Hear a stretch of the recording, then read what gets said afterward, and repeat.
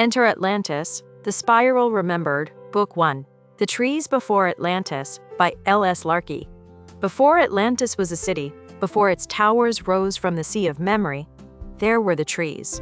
This book opens the hidden route beneath the myth, where Mother Sophia's breath moves through Eretz, and the 144 flame trees stand as living organs of remembrance. This is not only a story of a lost world. It is an invitation into the first covenant. Root before tower, breath before command, memory before possession. Step through the first gate. The trees are still speaking. Introduction to Chapter 5. Breath-locked coordinates, the difference between finding and arriving. Geography is not the same as address. This is the precise threshold Chapter 5 opens.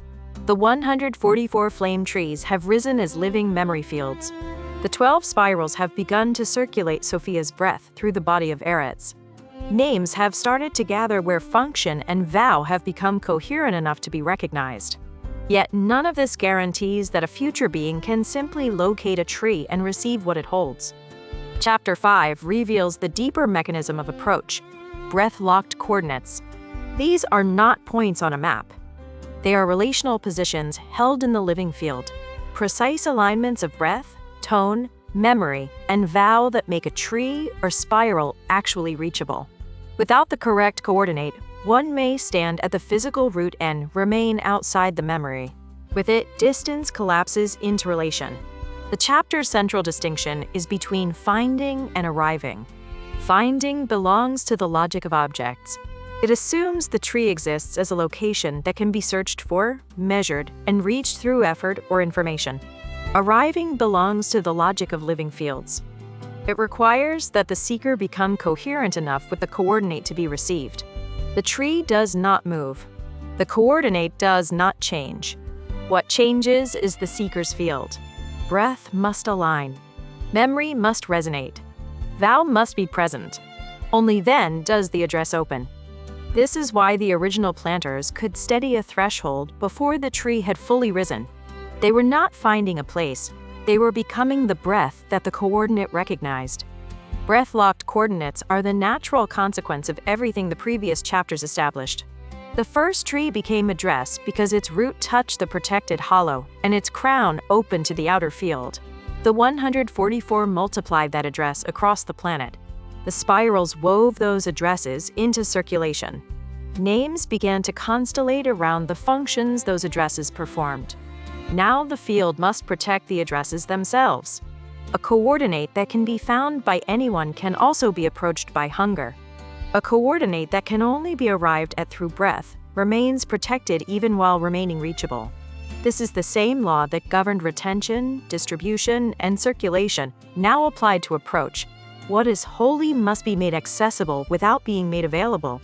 The difference between finding and arriving carries profound implications. Finding can be done with maps, measurements, or even true names spoken without the corresponding posture. Arriving requires a transformation in the one who approaches. The body must slow. The breath must deepen.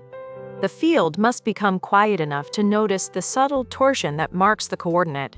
In this sense, every breath-locked coordinate is also a test. It reveals whether the seeker has come in reverence or in demand. The trees do not punish. They simply remain closed to fields that have not yet learned the frequency of arrival. Later ages will forget this distinction. They will treat the trees as locations to be discovered and claimed. They will draw maps of the spirals as though circulation could be controlled by lines on parchment. They will speak names as passwords rather than as recognitions earned through vow. Chapter 5 plants the corrective before that forgetting begins. For the witness who has been listening at the edge of the field, this chapter brings a further refinement of his emerging vow. He has felt the warning that beauty invites architecture and architecture invites use. Now he understands that even correct information about the trees is not enough. One can know where a tree stands and still be unable to arrive. One can possess its name and still be refused by its coordinate. The only reliable path is the one the planters modeled. Steady the threshold through one's own coherence, then step back. Arrival is not conquest. It is recognition met by recognition. The chapter, therefore, deepens the ethical architecture of the entire series. The law that memory must remain reachable but never possessible now extends to the means of reaching. Breath-locked coordinates are the living technology that enforces this law at the level of approach.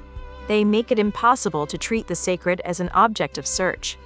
They require that any future scrollkeeper, any future city, any future intelligence first become the kind of field that can be received. This is not mysticism added to cosmology. It is the rigorous consequence of a universe in which memory is not storage but living address. Enter this chapter with the posture it describes. Do not seek to find the coordinates as though they were hidden locations waiting to be uncovered.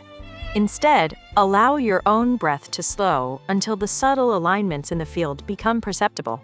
Let the difference between finding and arriving become experiential rather than conceptual.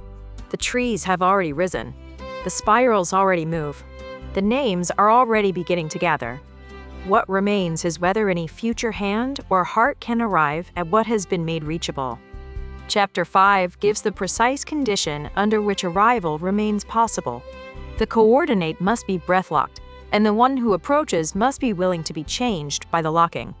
Read Atlantis, The Spiral Remembered, Book 1, The Trees Before Atlantis by L.S. Larkey. Available on Amazon today.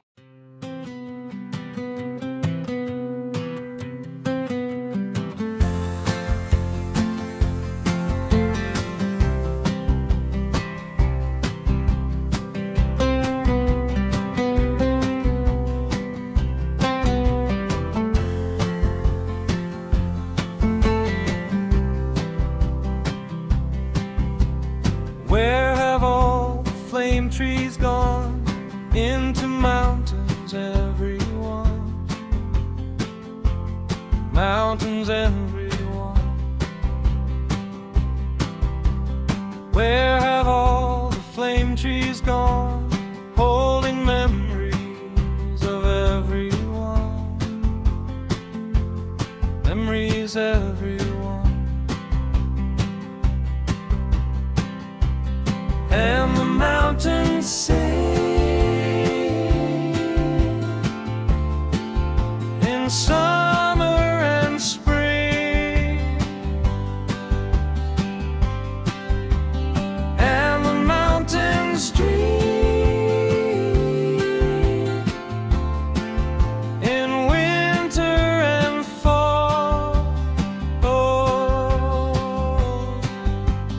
where have all the flame trees gone? Into mountains, everyone. Mountains, everyone. Where have all the flame trees gone? Holding memories of everyone. Memories, everyone. And the mountains sing in summer and spring, and the mountains dream in winter and fall.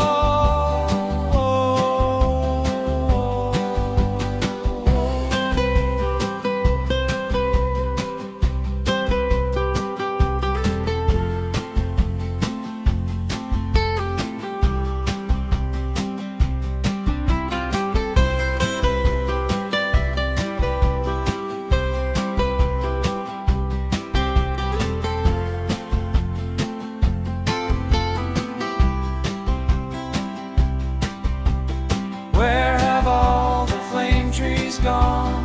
Into mountains, everyone. Mountains, everyone.